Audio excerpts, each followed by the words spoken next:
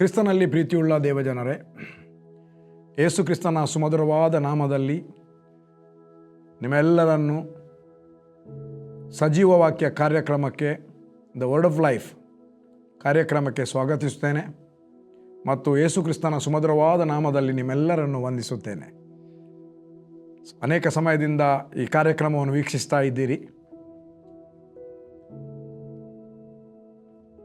ನಮ್ಮದು YouTube channel ಇದೆ, John ಅಮ್ಮನ್ನ.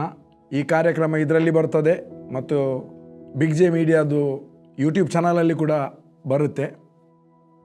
ಆಮೇಲೆ ನನ್ನದು ಕೂಡ ಯೂಟ್ಯೂಬ್ ಚಾನಲ್ ಇದೆ, ಜಾನ್ ಅಮ್ಮನ್ನ ಎಂಬುದಾಗಿ, ಅದರಲ್ಲಿ ಕೂಡ ಬರ್ತದೆ. ಮತ್ತು ಎವ್ರಿ ಡೇ ಸೋಮವಾರದಿಂದ ಶುಕ್ರವಾರದ ತನಕ ಬೆಳಿಗ್ಗೆ 6:30 7 ಗಂಟೆ ತನಕ ನಾನು ಒಂದೊಂದು ವಿಷಯದ ಮೇಲೆ ಬೈಬಲ್ ಸ್ಟಡಿ ಮಾಡ್ತಾ ಇದ್ದೇನೆ. ಸೊ ನೀವು ಬೆಳಗಾತ 6:30 ಗಂಟೆಗೆ ಎದ್ದು ಜಾನಮ್ಮನ್ನ ಫೇಸ್ಬುಕ್ ಆಗಲಿ ಅಥವಾ ಜಾನಮ್ಮನ್ನ ಯೂಟ್ಯೂಬ್ ಚಾನಲ್ ಆಗಲಿ ನೀವು ಓಪನ್ ಮಾಡಿದರೆ ಅದರಲ್ಲಿ ಅರ್ಧ ಗಂಟೆಯ ಲೈವ್ ಇರುತ್ತೆ. ಒಂದು ವೇಳೆ ಬೆಳಿಗ್ಗೆ ಆಗಲಿಲ್ಲ ನಂತರನೂ ಅದನ್ನು ನೋಡ್ಬೋದು. ನೋಡಿ, ಈಗ ನಾನು ಪವಿತ್ರಾತ್ಮನ ಫಲ ಅದರ ಕುರಿತಾಗಿ ಮಾತಾಡ್ತಾ ಇದ್ದೇನೆ. So God bless you. ನಾವು ಪ್ರಾರ್ಥನೆ ಮಾಡುವ. ತಂದೆಯಾದ ದೇವರೇ, ನಿನ್ನ ಘನವುಳ್ಳ ನಾಮಕ್ಕೆ ಸ್ತೋತ್ರವನ್ನು ಸಲ್ಲಿಸುತ್ತೇನೆ. ನೀನು ಒಳ್ಳೆಯವನು ಸ್ವಾಮಿ. ನಿನ್ನ ಕೃಪೆಯು ಶಾಶ್ವತವಾದದ್ದು. ಶಾಶ್ವತವಾದ ಪ್ರೀತಿಯಿಂದ ನಮ್ಮನ್ನು ಪ್ರೀತಿಸಿದ್ದೀರಿ. ಶಾಶ್ವತವಾದ ಮಮತೆಯಿಂದ ನಮ್ಮನ್ನು ಸೆಳೆದುಕೊಂಡಿದ್ದೀರಿ. ದೇವಾ, ಈ ದಿನ ಕ್ರಿಸ್ತನಲ್ಲಿ ಜೀವಿತ ಸುಲಭವಾಗುವಂತೆ ಜನರಿಗೋಸ್ಕರವಾಗಿ ನನ್ನ ಮೂಲಕ ಮಾತನಾಡು. ನಿನ್ನ ವಾಕ್ಯವನ್ನು ಬಯಸುವವರು ಇದ್ದಾರೆ ಸ್ವಾಮಿ. ನಿನ್ನ ವಾಕ್ಯದ ಪ್ರಕಟಣೆಯನ್ನು ಎದುರು ನೋಡುವವರು ಕೂಡ ಇದ್ದಾರೆ. ನಿನ್ನ ವಾಕ್ಯದ ಪ್ರಕಟಣೆ ಬೇಕು, ನಿನ್ನ ವಾಕ್ಯದ ವಿವರಣೆ ಬೇಕು, ನಿನ್ನ ವಾಕ್ಯ ನೀನು ಮಾತನಾಡಬೇಕೆಂಬುದಾಗಿ ಎದುರು ನೋಡ್ತಾ ಇದ್ದಾರೆ. ನೀನು ಮಾತನಾಡಪ್ಪ. ನೀನು ಮಾತನಾಡಿದರೆ ಜನರು ಬದುಕುತ್ತಾರೆ. ನಿನ್ನ ಘನವುಳ್ಳ ನಾಮಕ್ಕೆ ಸ್ತೋತ್ರವನ್ನು ಸಲ್ಲಿಸುತ್ತೇವೆ ಯೇಸುವಿನ ನಾಮದಲ್ಲಿ ತಂದೆ, ಆಮೆನ್. ಓಕೆ ಪ್ರಿಯರೇ, ಇವತ್ತು ಸ್ವಲ್ಪ ಹೊತ್ತು ದೇವರ ವಾಕ್ಯವನ್ನು ಧ್ಯಾನ ಮಾಡುವ. ಆದಿಕಾಂಡ 22ನೇ ಅಧ್ಯಾಯದಲ್ಲಿ 1ನೇ ವಚನ, 2ನೇ ವಚನ, 3ನೇ ವಚನ ಓದುವಾಗ ಅಲ್ಲಿ ಒಂದು ಇನ್ಸಿಡೆಂಟ್ ನಡೆಯಿತು. ಆದರೆ ನಿಮಗೆ ಗೊತ್ತು, ನಮಗೆಲ್ಲರಿಗೆ ಗೊತ್ತು, ಅಬ್ರಾಹ್ಮನಿಗೆ 99 ವರ್ಷ ವಯಸ್ಸು ತನಕ ಮಕ್ಕಳಿರಲಿಲ್ಲ. ಆದರೆ ಅಬ್ರಾಹ್ಮನಿಗೆ ದೇವರು ಹೇಳಿದ 75ನೇ ವರ್ಷದಲ್ಲಿ ಅಬ್ರಾಹ್ಮನಿಗೆ 75 ವರ್ಷ ಆಗುವಾಗ ಬಂದು ದೇವರು ವಾಗ್ದಾನ ಮಾಡಿದ, ನಾನು ನಿನ್ನನ್ನು ಸಮುದ್ರದ ಉಸುಬಿನಷ್ಟು, ಆಕಾಶದ ನಕ್ಷತ್ರದಷ್ಟು ನಿನ್ನ ಸಂತತಿಯನ್ನು ಹೆಚ್ಚುವೆನೆಂಬುದಾಗಿ. 25 ವರ್ಷ ಕಾದ. 25 ವರ್ಷ ನಡುವಿನಲ್ಲಿ ನಮ್ಮ ಸಾರಮ್ಮ ಒಂದು ಸಲಹೆ ಕೊಟ್ಟರು. ಇಷ್ಮಾಯೇಲ್ ಜನಿಸಿದ. ಹಾಗರಳು, ಆಕೆಗೆ ಮುಸಲ್ಮಾನರು ಹೇಳ್ತಾರೆ ಹಜರ ಅಂತ ಕರೀತಾರೆ. ಹಾಗರ್ ಅವ್ರ ಹೇಗರ್. ಓಕೆ, ಅಬ್ರಾಹ್ಮನಿಗೆ ಮಕ್ಕಳಿರುವುದಿಲ್ಲ. ತಿರುಗಿ 99 ವರ್ಷ ಇರುವಾಗ ಬಂದರು. ಅದರ ಮೊದಲು, ಅಬ್ರಾಹ್ಮನೇ, ನನಗೆ ದೋಷವಿಲ್ಲದವನಾಗಿ ನಡೆ, ನಾನು ನಿನಗೆ ಅತ್ಯಧಿಕವಾದ ಬಹುಮಾನವನ್ನು ಇಟ್ಟಿದ್ದೇನೆ ಎಂಬುದಾಗಿ ದೇವರು ಮಾತಾಡಿದ. ಆಮೇಲೆ 100 ವರ್ಷದವನಾದಾಗ, ಸಾರಳಿಗೆ 90 ವರ್ಷ, ಅಬ್ರಾಹ್ಮನಿಗೆ 100 ವರ್ಷ ಆದಾಗ ದೇವರ ವಾಗ್ದಾನದ ಹಾಗೆ ದ ಲಾಫ್ಟರ್ ಐಸಾಕ್ ಲಾಫ್ಟರ್, ಆ ಮಗನು ಹುಟ್ಟಿದ. 1ನೇದು 100 ವರ್ಷ ಆಗಿದೆ. ಸಾರಮ್ಮನಿಗೆ 90 ವರ್ಷ ಆಗಿದೆ. ಮಕ್ಕಳೇ ಇರಲಿಲ್ಲ. ಆದರೆ ದೇವರು ಅಬ್ರಾಹ್ಮನನ್ನು ಮತ್ತು ಸಾರಳ ಬಾಡಿಯನ್ನು ರಿನ್ಯೂ ಮಾಡಿಬಿಟ್ರು. ನಿಂತು ಹೋದ ಗರ್ಭಫಲ ಪುನಃ ಸ್ಟಾರ್ಟ್ ಆಯಿತು. ಅಬ್ರಾಹ್ಮನಿಗೆ ಮಕ್ಕಳಾಗುವುದಿಲ್ಲ ಅಂತ ಇಲ್ಲ, ಆಗರಲೊಟ್ಟಿಗೆ ಆಯ್ತಲ್ಲ, ಇಷ್ಮಾಯೇಲ ಹುಟ್ಟಿದಲ್ಲ. ಹಾಗಾದರೆ ಅಬ್ರಾಹ್ಮನಿಗೆ ಪ್ರಾಬ್ಲಮ್ ಇಲ್ಲ. ಪ್ರಾಬ್ಲಮ್ ಇದ್ದದ್ದು ಸಾರಳಲ್ಲಿ. ಬಟ್ 90 ವರ್ಷ ಪ್ರಾಯ ಇರುವಾಗ ಅದು ಅಬ್ರಾಹ್ಮನಿಗೆ ಪ್ರಾಬ್ಲಮ್ ಇತ್ತ ಇಲ್ಲ ಗೊತ್ತಿಲ್ಲ. ಬಟ್ 75 ವರ್ಷ ವಯಸ್ಸಾದಾಗ ದೇವರು ಪ್ರಾಮಿಸ್ ಮಾಡಿದ, ಆ ಪ್ರಾಮಿಸ್ನಲ್ಲಿ ಇಷ್ಮಾಯೇಲು ಇವನಿಗೆ ಮಕ್ಕಳಾಗಿರ್ಬೋದು, ಅದು ನನ್ನ ವಾದ ಅಲ್ಲ. ಬಟ್ ಮೇಯ್ನ್ ಇಲ್ಲಿ ಇಸಾಕ ಮತ್ತು ಅಬ್ರಾಮನ ವಿಷಯವನ್ನು ಮಾತನಾಡ್ತಾ ಇದ್ದೇನೆ. ಪ್ರಿಯ ದೇವಜನರೇ, 100 ವರ್ಷ ಪ್ರಾಯ ಆದಾಗ ಅಬ್ರಾಮನಿಗೆ ಇಸಾಕನು ಹುಟ್ಟಿದ. ಈಗ ಲೆಕ್ಕ ಮಾಡಿ, 25 ವರ್ಷ ನಿನ್ನಿಂದ ಹುಟ್ಟುವ ಮಗನಿಂದಲೇ ನಾನು ಜನಾಂಗವನ್ನುಂಟು ಮಾಡ್ತೇನೆ ಎಂಬುದಾಗಿ ಹೇಳಿದ. ಇಷ್ಮಾಯೇಲಿನಿಂದಲ್ಲ, ಇಸಾಕನಿಂದಲೇ. ಬಟ್ ಮಗು ಬೆಳೆದು ದೊಡ್ಡವನಾದ. ಅಬ್ರಾಮನಿಗೆ ಎಷ್ಟು ಖುಷಿ ಅಂದರೆ, ಈಸಾಕ ಬೈಬಲಲ್ಲಿ ಬರೆದಿದೆ, ಈಸಾಕನು ಮೊಲೆ ಬಿಟ್ಟ ದಿವಸ, ಅಮ್ಮನ ಎದೆ ಹಾಲು ಬಿಟ್ಟ ದಿವಸ ದೊಡ್ಡ ಔತಣ ಮಾಡಿದಂತೆ. ದೊಡ್ಡ ಔತಣ. ಅವರು ಬರ್ತ್ಡೇ ಮಾಡ್ತಿರ್ಲಿಲ್ಲ. ಇಬ್ರಿಯರು ಮತ್ತು ಮುಸಲ್ಮಾನರು ಬರ್ತ್ಡೇ ಮಾಡುವುದಿಲ್ಲ. ಯಾಕೆ? ನಮ್ಮ ಪ್ರಾಯ ನಮಗೆ ಗೊತ್ತಾಗ್ತದೆ ಅಂತ. ಪ್ರತಿ ವರ್ಷ ಬರ್ತ್ಡೇ ಮಾಡುವಾಗ ಏಜ್ ಲೆಕ್ಕಕ್ಕೆ ಬರ್ತದೆ. ಇಲ್ಲದಿದ್ದರೆ ಆಫೀಸರ್ನವರು ಕೇಳಿದರೆ ಮಾತ್ರ ಎಷ್ಟು ವರ್ಷ ಆಯಿತು, ಅದು ನಂಬರ್ 60 ವರ್ಷ ಆದಾಗ ಮುದುಕಾಗಿ ಬಿಟ್ಟ ಅಂತ ಹೇಳ್ತಾರೆ. ಇಲ್ಲ ಇದ್ರೆ ಬಟ್ ಇಲ್ಲಿ 100 ವರ್ಷದವನಿಗೆ ದೇವರವನ ಯೂತನ್ನು ರಿನ್ಯೂ ಮಾಡಿಬಿಟ್ಟ. ಇಬ್ಬರದು ಸಹ ಮಗುವಾಯಿತು. ಇಸಾಕ ಹುಟ್ಟಿದ, ಅವನ ಎದೆ ಹಾಲು ಬಿಟ್ಟ, ದೊಡ್ಡ ಔತಣ ಮಾಡಿದ. ಇಸಾಕನ ಅಮ್ಮ ಸಾರಳಿಗೆ ಬಹಳವಾಗಿ ಪ್ರೀತಿ ಮಾಡ್ತಿದ್ದ. ಅದು ಯಾವಾಗ ಗೊತ್ತಾಗ್ತದೆ? ಸಾರಳು ಸತ್ತ ನಂತರ ಇಸಾಕನನ್ನು ಮದುವೆ ಆಗಲಿಕ್ಕೆ ರೆಬೆಕ್ಕನನ್ನು ಕರ್ಕೊಂಡು ಬರ್ತಾರೆ. ಬೈಬಲ್ ಹೇಳ್ತದೆ, ರೆಬೆಕ್ಕನನ್ನು ಇಸಾಕನು ಮದುವೆ ಆದ ನಂತರ ತನ್ನ ತಾಯಿ ಸತ್ತ ದುಃಖವನ್ನು ಮರೆತು ಬಿಟ್ಟ ಎಂಬುದಾಗಿ. ನೀವು ಓದಿ, ಬೈಬಲ್ ಓದಿ. ಈಗಾದರೆ ನಮಗೆ ಅಧ್ಯಾಯ ಮತ್ತು ವಚನ, ಆಗ ವಚನ ಇರಲಿಲ್ಲ. ಯೇಸು ಸ್ವಾಮಿ ಸುರುಳಿಯನ್ನು ತೆಗೆದ ಯೆಶಾಯನ. ಮತ್ತು ಆಗ ಹೇಳ್ತದೆ, ಗ್ರಂಥದಲ್ಲಿ ಬರೆಯಲ್ಪಟ್ಟಿದೆ, ಗ್ರಂಥದಲ್ಲಿ ಬರೆದಿದೆ. ಯಾವ ಅಧ್ಯಾಯ ಯಾವ ವಚನ ಅಂತ ಇಲ್ಲ, ಈಗ ಇರುವುದು. ಬಟ್ ದೇವರಿಗೆ ಸ್ತೋತ್ರ, ಅದು ನಮಗೆ ಸುಲಭ ಆಗಲಿಕ್ಕೆ ದೇವರು ಎಲ್ಲವನ್ನು ಮಾಡಿಕೊಟ್ಟ. ಬಟ್ ಇಲ್ಲಿ ಈಸಾಕನು ದೊಡ್ಡದಾಗ್ತಾ ಬರ್ತಾ ಇದ್ದಾನೆ. ಆವಾಗ ದೇವರು ಬಂದು 22ನೇ ಅಧ್ಯಾಯದಲ್ಲಿ ಮಾತಾಡ್ತಾನೆ. ಈ ಸಂಗತಿಗಳು ಆದ ಮೇಲೆ ದೇವರು ಅಬ್ರಾಮನನ್ನು ಪರಿಶೋಧಿಸಿದನು. ಹೇಗೆಂದರೆ, ಆತನವನು ಅಬ್ರಹಾಮನೇ ಎಂದು ಕರೆಯಲು ಅವನಿಗೋ ಇದ್ದೇನೆ. ಇದು ಬಹಳ ಸುಂದರವಾದ ಒಂದು ಕಾನ್ವರ್ಸೇಷನ್. ದೇವರು ಬರುವುದು, ಅಬ್ರಹಾಮನೊಂದು ಸ್ಥಳ ಇದ್ದಾನೆ. ಅಬ್ರಹಾಮನೇ, ದೇವರು ಕಾಣ್ತಾ ಇಲ್ಲಲ್ಲ, ಕಣ್ಣಿಗೆ ಕಾಣ್ತಾ ಇಲ್ಲ. ಅಬ್ರಹಾಮನೇ, ದೇವರಿಗೆ ಅಬ್ರಹಾಮ ಕಾಣ್ತಾ ಇದ್ದಾನೆ. ಅದು ಅಬ್ರಹಾಮನಿಗೆ ಗೊತ್ತು ನಾನು ಕಾಣ್ತಾ ಇದ್ದೇನೆ ಅಂತ. ಆದರೂ ಈಗೋ ಇದ್ದೇನೆ. ಸೇಮ್ ವರ್ಡ್ ಇವ ಹೇಳ್ತಾನೆ. ಸಾಮುವೇಲನೇ ಅಂತ ಕರೆಯುವಾಗ ಈಗೋ ಇದ್ದೇನೆ, ನಿನ್ನ ದಾಸನಿಗೆ ಅಪ್ಪಣೆ ಆಗಲಿ ಅಂತ ಅವನಿಗೆ ಕಲಿಸಿ ಏಲಿ ಕಳಿಸಿದ. ಈಗ ಇಲ್ಲಿ ಅಬ್ರಹಾಮನೇ ಅಂತ ಕರೆಯುವಾಗ ಈಗೋ ಇದ್ದೇನೆ.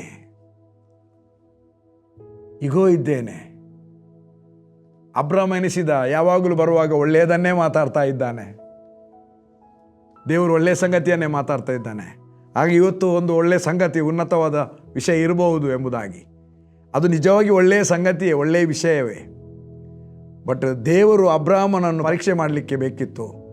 ಅದಕ್ಕೆ ಪರೀಕ್ಷಿಸುವುದಕ್ಕಾಗಿ ಅಬ್ರಾಹ್ಮನೇ ಎಂದು ಕರೆಯಲು ಈಗೋ ಇದ್ದೇನೆಂದನು. ಆಗ ಆತನು, ನಿನಗೆ ಪ್ರಿಯನಾಗಿರುವ ಒಬ್ಬನೇ ಮಗನಾದ ಇಸಾಕನನ್ನು ತೆಗೆದುಕೊಂಡು ಮೋರಿಯ ದೇಶಕ್ಕೆ ಹೋಗಿ ಅವನನ್ನು ನಾನು ಹೇಳುವ ಒಂದು ಬೆಟ್ಟದ ಮೇಲೆ ಸರ್ವಾಂಗ ಹೋಮವಾಗಿ ಅರ್ಪಿಸಬೇಕು ಅಂದನು. 100 ವರ್ಷದಲ್ಲಿ ಮಗುವಾದದ್ದು, ದೇವರು ಕೊಟ್ಟದ್ದು, ವಾಗ್ದಾನ ಮಾಡಿದ್ದಾನೆ. 25 ವರ್ಷ ವೆಯ್ಟ್ ಮಾಡಿದ್ದಾನೆ. ಆ ಒಂದು ಪ್ರಾಯದಲ್ಲಿ ಆ ಮಗ ಬೆಳೀತಾ ಬರುವಾಗ ಎಷ್ಟು ಒಂದು ಅಟ್ಯಾಚ್ಮೆಂಟ್ ಇರ್ಬೋದು. ಈಗ ಅದೇ ಅವನ ಹತ್ರ ಆಳುಗಳಿದ್ದಾಳೆ. ಒಂದು ವೇಳೆ 1,000 ಕುರಿ ಕೊಡು ಅಂತ ಹೇಳಿದರೆ ಎಸ್ ಲಾರ್ಡ್ ಅಂತ ಹೇಳಲಿಕ್ಕೆ ಸುಲಭ ಆಗ್ತಿತ್ತು, ಸುಲಭ. ಆದರೆ ಅಬ್ರಾಹ್ಮನನ್ನು ನೋಡಿ, ದೇವರ ಮೇಲಿನ ಭರವಸೆ ಹೇಗಿದೆ ಅಂದರೆ, ಅವನು ಹೇಳುವಾಗ ಒಂದು ಬೇರೆ ಕನ್ವರ್ಸೇಷನ್ ಇಲ್ಲ, ಬೇರೆ ಯಾವ ಕನ್ವರ್ಸೇಷನ್ ಇಲ್ಲ. ಯಾಕೆ ಸ್ವಾಮಿ, ಮಗ ಇಷ್ಟು ದೊಡ್ಡ ಆಗಿದ್ದಾನೆ, ನೀನೇ ಅಲ್ಲ ಕೊಟ್ಟದು, ಇಸಾಕನ ಮೂಲಕವೇ ಸಂತತಿ ನೀನು ಕೊಡ್ತೀಯ ಅಂತ ಹೇಳಿದೆಯಲ್ಲ, ಮಾಡ್ತೇನೆ ಅಂತ. ಈಗ ಯಾಕೆ ಸ್ವಾಮಿ ಹಿಂತಿರುಗಿ ಕೇಳ್ತಿ? ಯಾವ ಒಂದು ಎಕ್ಸ್ಟ್ರಾ ಫಿಟ್ಟಿಂಗ್ ಕನ್ವರ್ಸೇಷನ್ ಇಲ್ಲ. ಅರ್ಪಿಸು ಅಂತ ಹೇಳಿದ, ಒಂದು ಉತ್ತರ ಇಲ್ಲ. ಮುಂದೆ ಹೇಳ್ತದೆ, ಅಬ್ರಾಹ್ಮನು ಬೆಳಗ್ಗೆ ಎದ್ದು, ಸಾರನ ಹತ್ರ ಹೇಳಿಲ್ಲ ಇವನನ್ನು ಅರ್ಪಿಸಲಿಕ್ಕೆ ಹೋಗ್ತಾ ಇದ್ದೇನೆ. ಆದರೆ ಅಬ್ರಾಮನು ಮಾತ್ರ ದೇವರನ್ನು ನಂಬಿದ್ದ. ಅಬ್ರಾಮನು ದೇವರನ್ನು ನಂಬಿದ್ದ. ಈ ನಂಬಿಕೆ ಎಂಥ ನಂಬಿಕೆ ಅಂತ ಇಬ್ರಿಯರು ಬರೆದ 11ನೇ ಅಧ್ಯಾಯದಲ್ಲಿ ಬರೆದಿದೆ.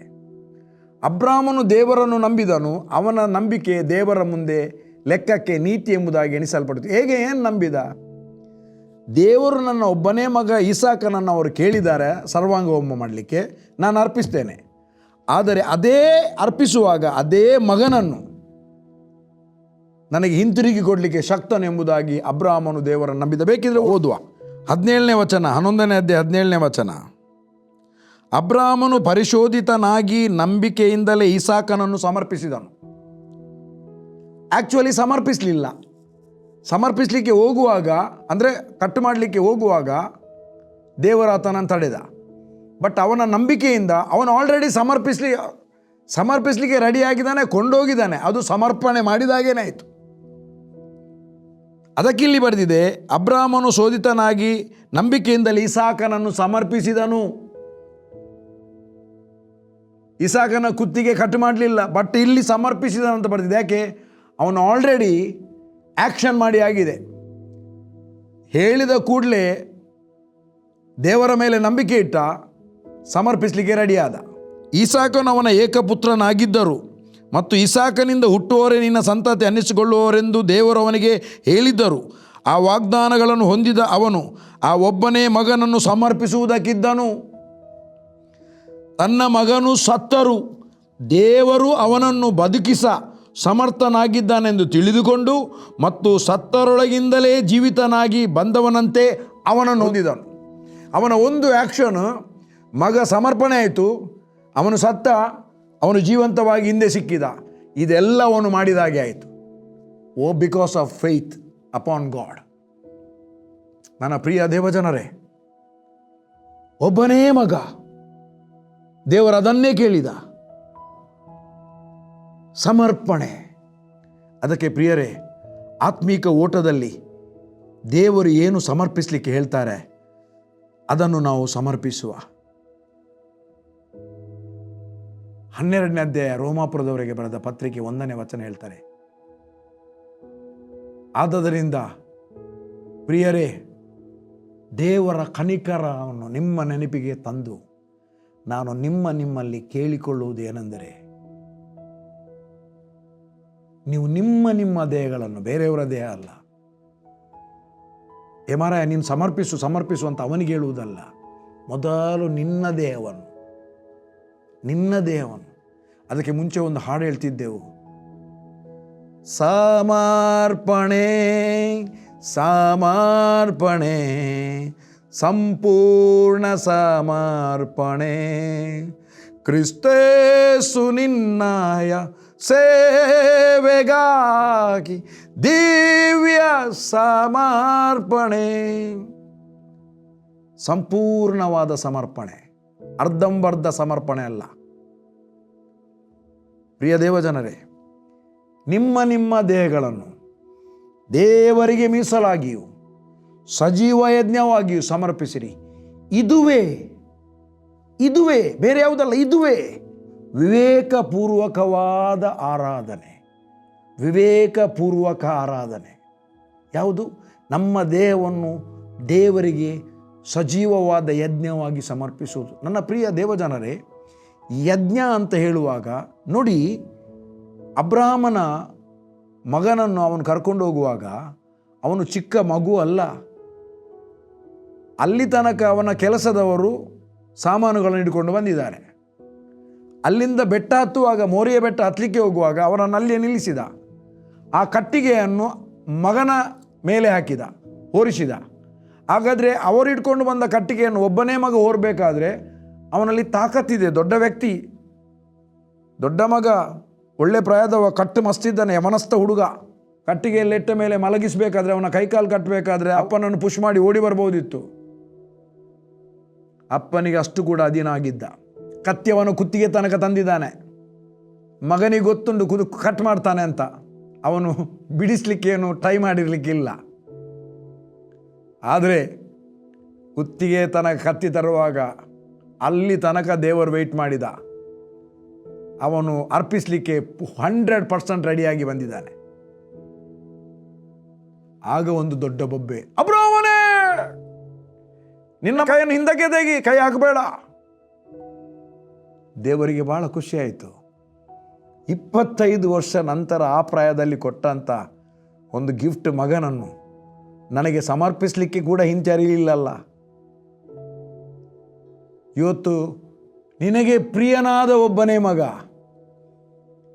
ಅಬ್ರಹಾಮ ತನ್ನ ಮಗನನ್ನು ದೇವರಿಗೆ ಸಮರ್ಪಿಸಲಿಕ್ಕೆ ರೆಡಿಯಾದ ಪ್ರಿಯನಾದ ಒಬ್ಬ ಮಗ.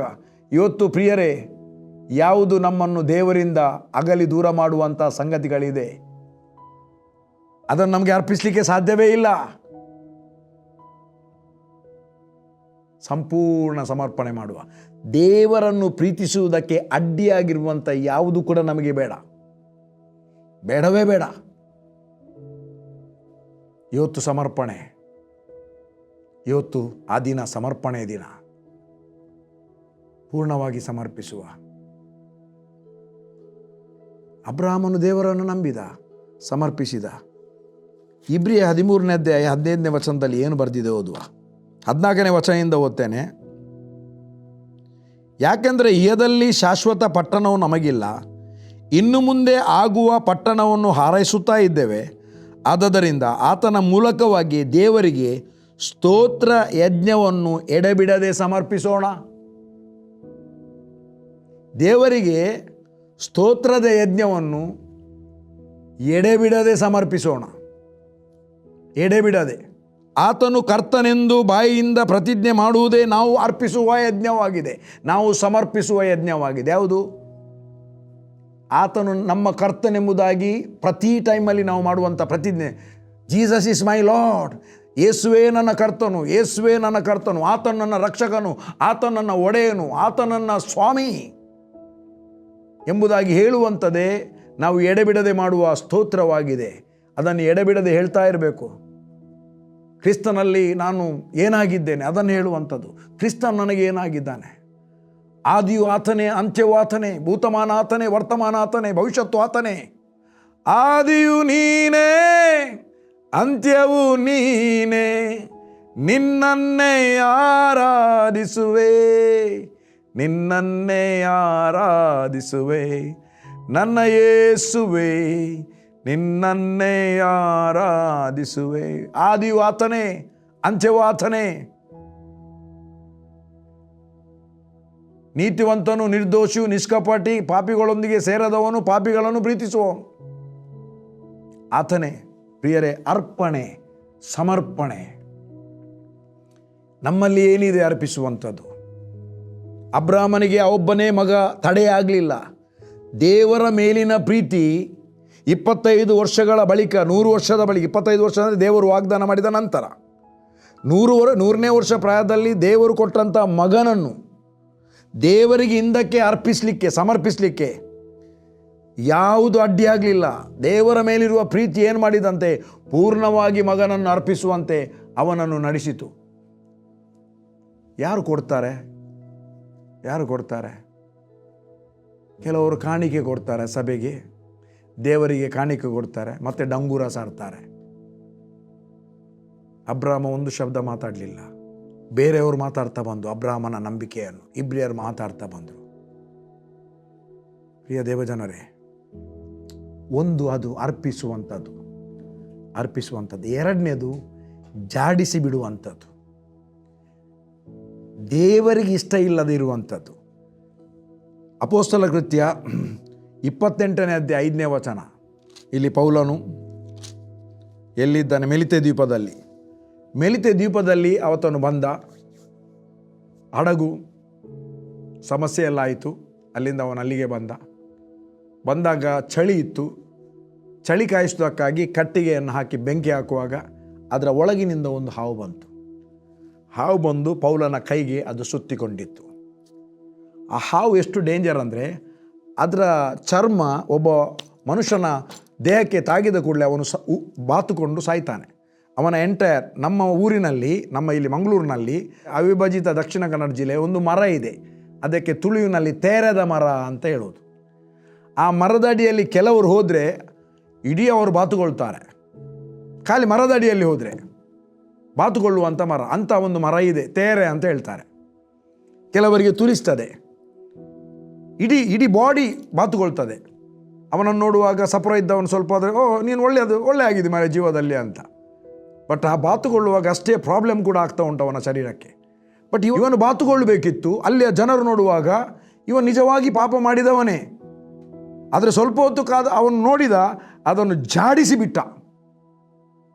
ಇವತ್ತು ನಮ್ಮ ಶರೀರವನ್ನು ಅಂಟಿಕೊಂಡಂಥ ಯಾವ ವಿಷಯ ದೇವರಿಗೆ ಇಷ್ಟ ಇಲ್ಲದಿದೆ, ನಮ್ಮನ್ನು ಲಗಡಿ ತೆಗೆಯುವಂಥ, ನಮ್ಮನ್ನು ಕೊಲ್ಲುವಂಥ ಯಾವ ವಿಷಯ, ದೇವರ ವಾಕ್ಯಕ್ಕೆ ವಿರುದ್ಧವಾಗಿರುವ ನಮ್ಮ ದೇಹವನ್ನು ಕೊಲ್ಲುವಂಥ, ನಮ್ಮ ಲೈಫನ್ನು ಹಾಳು ಮಾಡುವಂಥ ಯಾವ ವಿಷಯ ನಮ್ಮಲ್ಲಿ ಇದೆ, ಅವನ ಕೈಗೆ ಹಾವು ಸುತ್ತಿಕೊಂಡಿತ್ತು, ಅವನು ಜಾಡಿಸಿಬಿಟ್ಟ. ಇವತ್ತು ಅಂಥದ್ದಿರುವುದಾದರೆ ಇವತ್ತೇ ಈಗ ವಾಕ್ಯ ಕೇಳ್ತಿರುವಾಗಲೇ ಅದನ್ನು ಜಾಡಿಸಿಬಿಡಿ.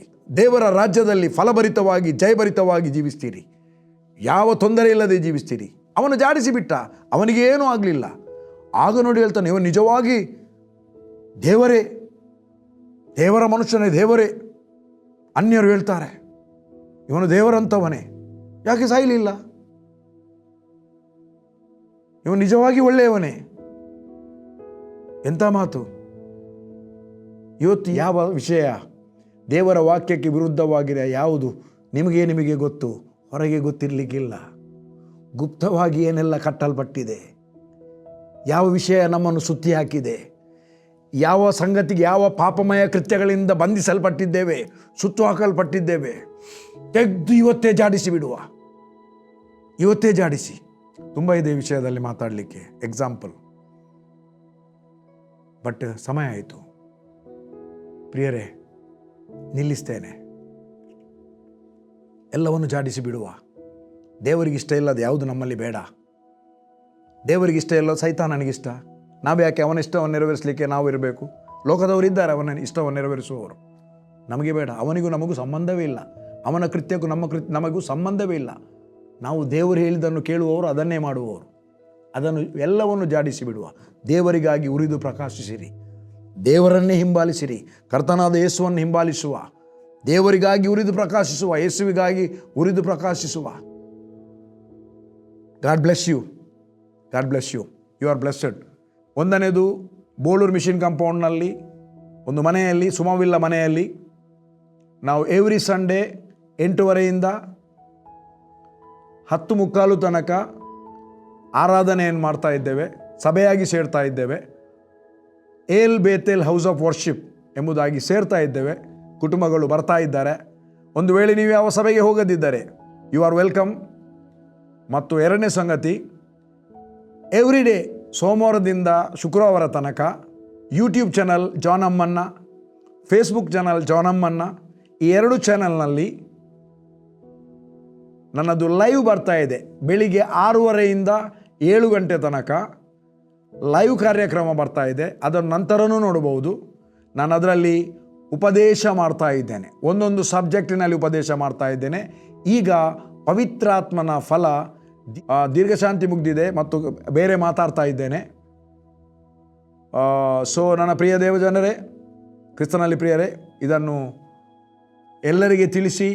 ನೀವು ಸಬ್ಸ್ಕ್ರೈಬ್ ಆಗದವರು ಸಬ್ಸ್ಕ್ರೈಬ್ ಮಾಡಿ ಮತ್ತು ಇದನ್ನು ಯೂಟ್ಯೂಬ್ ಚಾನಲನ್ನು ಶೇರ್ ಮಾಡಿ, ವಾಕ್ಯವನ್ನು ಶೇರ್ ಮಾಡಿ, ಎಲ್ಲರಿಗೆ ಶೇರ್ ಮಾಡಿ. ಕರ್ತನ ಬರೋಣ ಸಮೀಪ ಇರುವಾಗ ಎಲ್ಲರಿಗೆ ಅದು ಸ್ಪ್ರೆಡ್ ಆಗಲಿ. ಸಭೆಗೆ ಬರಲಿಕ್ಕಿರುವವರು ಬನ್ನಿ, ಒಟ್ಟಾಗಿ ಸೇರಿ ಆತನ ಸ್ತುತಿಸೋಣ, ಆರಾಧಿಸೋಣ, ದೇವರ ಜೀವವುಳ್ಳ ವಾಕ್ಯವನ್ನು ಕೇಳೋಣ. God bless you. You are blessed.